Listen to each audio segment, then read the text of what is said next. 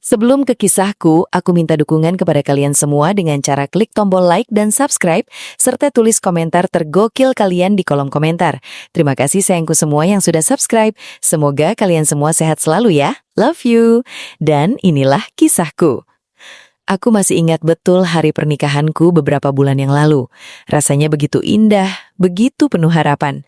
Aku merasa akan memulai hidup baru bersama lelaki yang kucintai, suamiku. Namun siapa sangka, setelah akad dan pesta selesai, kehidupanku justru terasa hampa. Suamiku bekerja di sebuah proyek pembangunan jalan dan hampir setiap hari ia harus keluar kota. Kadang ia pulang larut malam, kadang bahkan menginap di lokasi proyek. Saat pulang pun tubuhnya selalu lelah. Kami jarang sekali sempat berbincang panjang, apalagi bercengkrama sebagai pasangan baru. Setiap hari aku bangun pagi, memasak dan membereskan rumah. Anehnya, makanan yang kusajikan justru lebih sering dinikmati ayah mertuaku ketimbang suamiku. Ibu mertua sejak lama bekerja di Malaysia, jadi hanya ada aku dan ayah mertua di rumah ini. Ayah mertuaku seorang penjahit. Setiap hari ia duduk di depan mesin jahitnya, menjahit baju-baju pelanggan dengan tekun. Awalnya aku jarang mengobrol dengannya, hanya sekadar bertukar kata saat makan. Aku masih merasa canggung, karena bagaimanapun juga ia adalah orang tua suamiku. Namun lama-kelamaan aku mulai merasakan sepi yang menyiksa. Bayangkan, seorang istri baru yang harus menjalani malam-malam panjang tanpa kehadiran suaminya.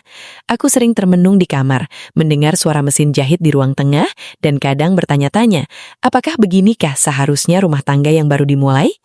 Aku ingin suamiku ada di sisiku, mendengarkan ceritaku atau sekadar tertawa bersama. Tapi yang kudapat hanya suara deru benang dan jarum dari ruangan tempat ayah mertuaku bekerja. Pada suatu sore, aku memberanikan diri keluar dari kamar dan menghampirinya. Aku menawarkan segelas teh hangat sambil duduk di kursi sampingnya. Ia tersenyum ramah menerima teh itu, lalu mulai bercerita tentang masa mudanya. Aku mendengarkan dengan seksama dan tanpa sadar aku tersenyum. Sejak hari itu, aku menemukan bahwa ada celah kecil yang bisa mengisi kesepian ini. Aku tidak menyangka percakapan singkat itu akan menjadi awal dari sesuatu yang tak pernah kubayangkan sebelumnya. Hari-hari berikutnya terasa sedikit berbeda. Setelah perbincangan kecil sore itu, aku jadi lebih sering menemani ayah mertua ketika ia menjahit. Awalnya hanya duduk diam sambil melihat tangannya yang cekatan menggerakkan kain di bawah jarum. Lalu lama-lama aku mulai berani bertanya tentang bagaimana ia dulu belajar menjahit, siapa pelanggan favoritnya, bahkan sampai cerita masa mudanya yang penuh perjuangan. Anehnya, aku merasa nyaman sekali mendengarnya berbicara. Suaranya tenang, penuh wibawa, seperti suara yang menenangkan hati yang lelah. Setiap kali aku memasakkan sesuatu, ayah mertua selalu memuji hasil masakanku. Rasanya persis seperti masakan ibumu dulu, katanya sambil tersenyum. Ucapan itu membuat dadaku hangat, seolah aku dihargai sebagai bagian penting dalam rumah ini. Sementara suamiku, meski sesekali pulang, seringkali hanya menyantap beberapa suap lalu tertidur kelelahan, tanpa banyak kata. Aku tahu ia bekerja keras untuk masa depan kami, tapi tetap saja, aku merasa jauh. Ada satu sore ketika hujan turun deras, listrik padam dan suara mesin jahit berhenti. Kami duduk bersama di ruang tengah, hanya diterangi cahaya lilin. Aku menyiapkan kopi untuknya. Lalu tanpa sadar kami berbincang lebih lama dari biasanya. Obrolan itu merembet dari pekerjaan, kenangan masa lalu, hingga hal-hal kecil yang membuat kami tertawa. Aku merasa seperti sedang berbicara dengan seorang sahabat, bukan sekadar mertua. Sejak malam itu, aku mulai menunggu-nunggu saat ayah mertua pulang dari mengambil pesanan atau membeli bahan kain. Aku tak lagi merasa asing di rumah ini, meski suamiku jarang hadir. Aku tahu perasaan ini berbahaya, tapi aku tak bisa membohongi diriku sendiri. Ada sesuatu yang perlahan tumbuh di hatiku. Bukan cinta, kesamalian mungkin, setidaknya belum. Tapi aku mulai takut pada diriku sendiri. Takut pada arah perasaan ini yang kian sulit ditebak.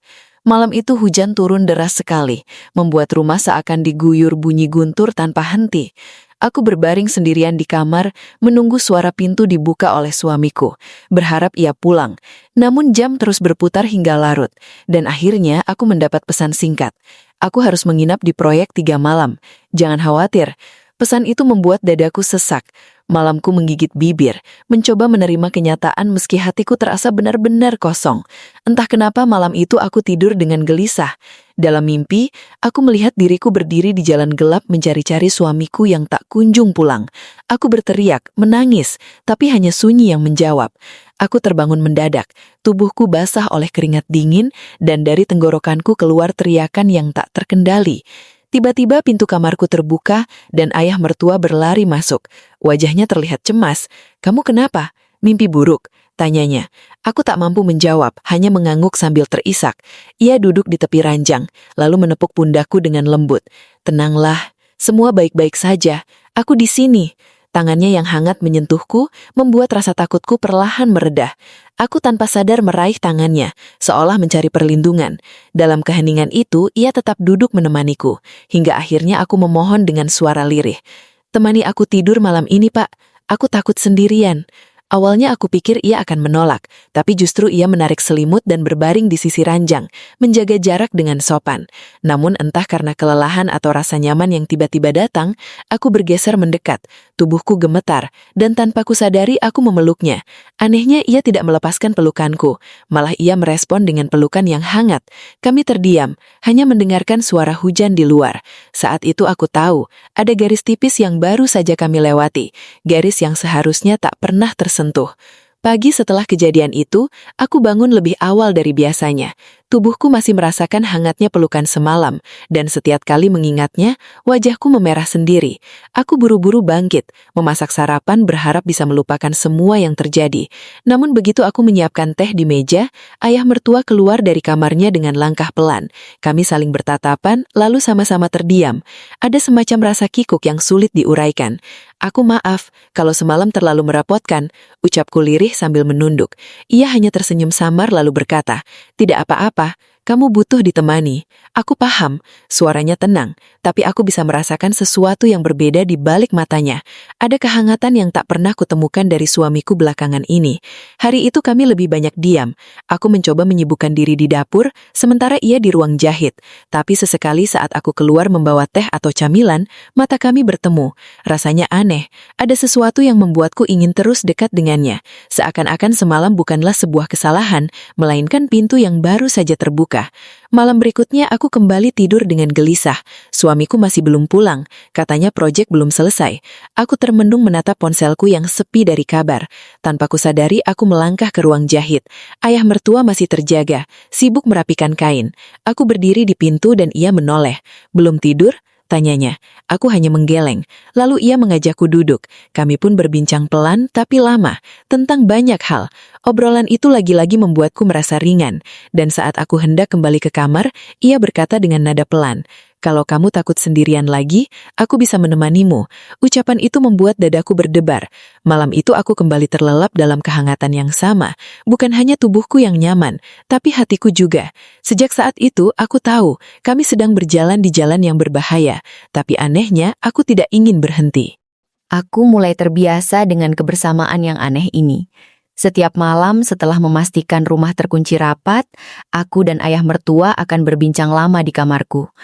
Kadang hanya duduk di tepi ranjang, kadang bersandar sambil mendengarkan hujan, kadang juga membicarakan hal-hal kecil yang membuatku tertawa. Tapi setiap kali aku tertawa di sisinya, hatiku terasa berkhianat.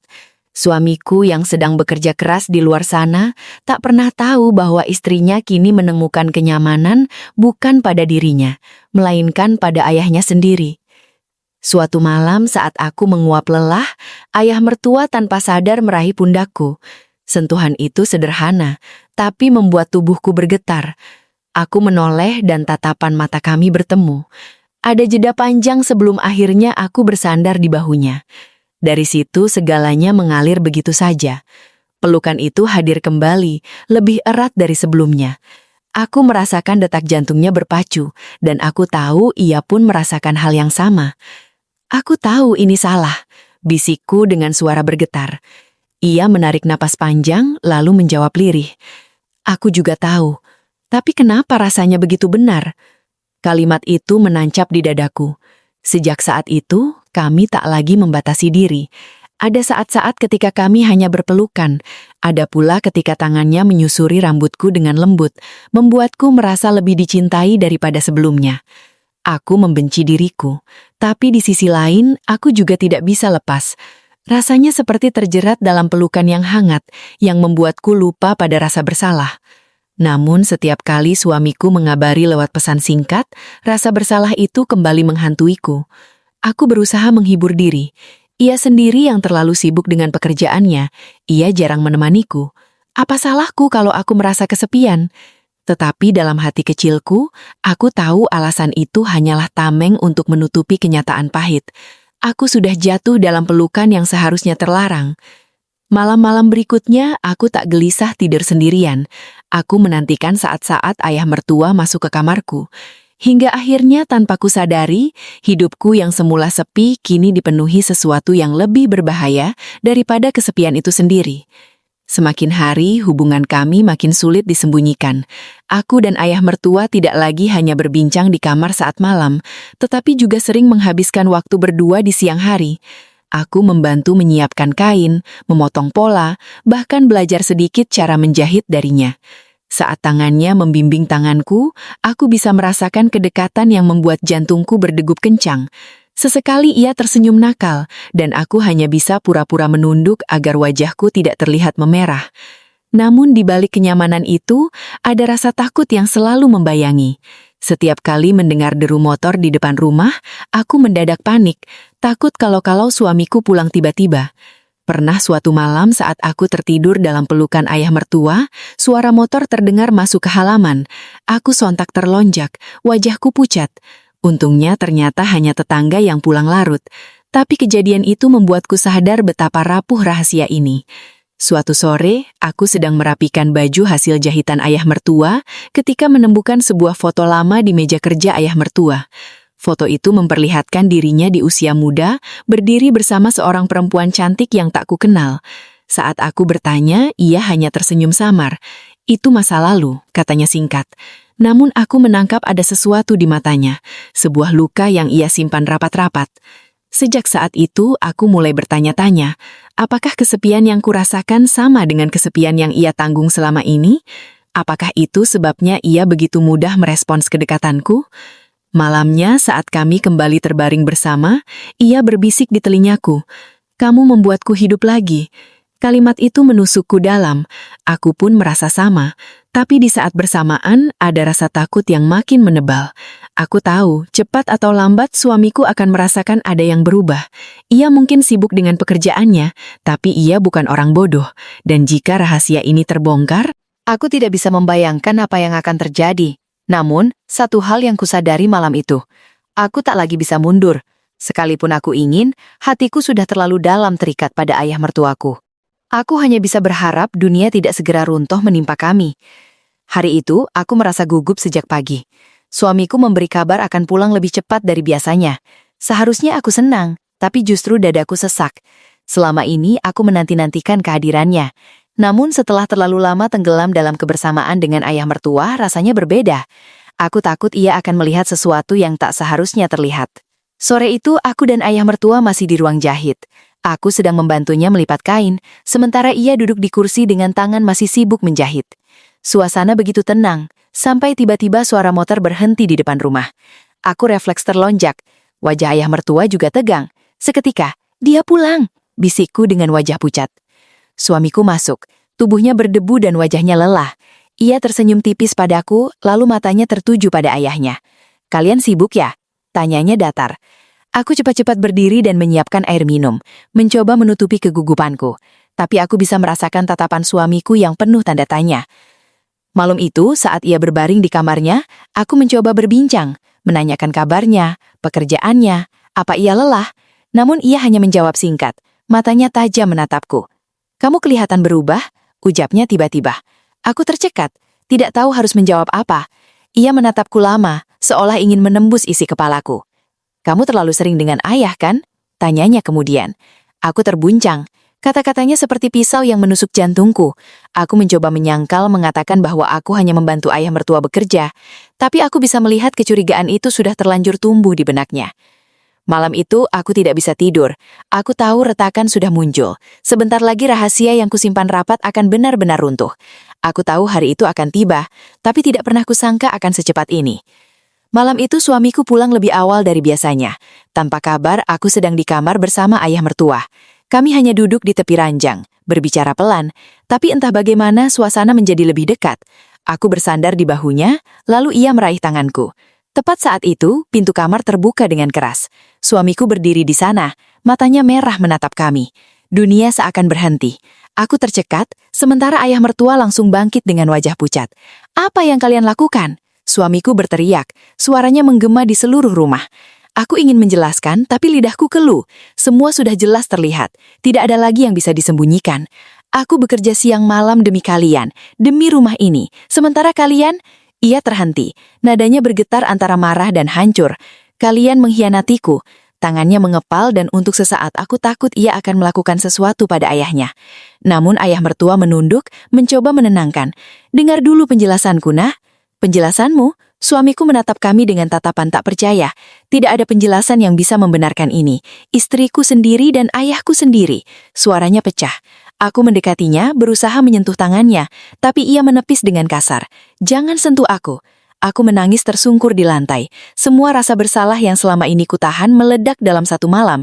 "Maafkan aku kesepian, aku butuh kamu, tapi kamu selalu jauh." Kata-kataku terbata-bata, tak mampu meredakan amarahnya. Ia hanya menatapku dengan wajah yang penuh luka. Malam itu rumah kami berubah jadi neraka. Suamiku keluar dengan langkah keras meninggalkan aku dan ayah mertuaku dalam keheningan yang mencekam. Aku tahu tidak ada jalan kembali. Aku sudah menghancurkan segalanya dan sekarang tinggal menunggu keputusan apa yang akan ia ambil terhadap kami. Hari-hari setelah pertengkaran itu terasa panjang dan menyesakan. Suamiku tak pulang selama hampir seminggu. Hanya ada aku dan ayah mertua di rumah, duduk dalam diam tak banyak kata. Setiap kali aku menatapnya, rasa bersalah menindihku. Tapi di sisi lain, hatiku justru semakin berat untuk melepaskannya. Kami berdua sama-sama tahu kami sudah melangkah terlalu jauh untuk kembali seperti semula.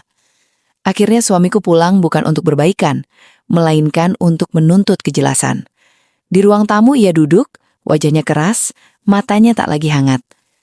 "Aku tidak bisa hidup dengan pengkhianatan ini," katanya. "Kalau kau memilih dia, maka kau bukan lagi istriku." Aku terdiam. Dadaku bergemuruh. Aku menoleh ke arah ayah mertua yang duduk menunduk. Tangannya bergetar. Untuk sesaat, aku ingin berlari ke pelukan suamiku. Meminta waktu untuk memperbaiki segalanya. Tapi lidahku keluh dan hatiku menolak. Aku sudah terlalu dalam. Dengan suara parau, aku berkata, "Aku memilih dia." Suamiku menatapku dengan wajah hancur lalu berdiri tanpa sepatah kata. Malam itu rumah ini resmi terbelah. Beberapa hari kemudian kami bercerai secara resmi. Aku tak pernah menyangka akan mengucapkan kata-kata itu pada pernikahan yang baru saja dimulai. Namun kenyataannya, aku telah meninggalkannya demi seseorang yang sama sekali tak seharusnya kucintai. Plot twist datang beberapa minggu setelahnya. Ayah mertua yang selama ini terlihat begitu kuat dan tenang, akhirnya membuka rahasia yang selama ini ia simpan. "Aku sebenarnya sudah lama ingin pergi ke Malaysia menyusul ibumu. Tapi sejak engkau datang, aku merasa ada alasan untuk tetap di sini. Aku tak ingin kesepian lagi." Ucapannya membuatku sadar. Aku bukan hanya mengisi kekosongan hatinya, tetapi juga menjadi pengganti sesuatu yang hilang dalam hidupnya. Kini aku hidup bersamanya. Dunia mungkin mencibir, orang-orang mungkin mengutuk, bahkan darah daging sendiri mungkin menolak. Tapi anehnya aku merasa lebih hidup dibanding sebelumnya. Aku tidak tahu apakah ini cinta sejati atau hanya luka yang bertemu luka. Tapi yang pasti aku sudah memilih jalan ini, jalan yang tak pernah terpikirkan. Saat aku pertama kali mengucap ijab kabul. Tamat.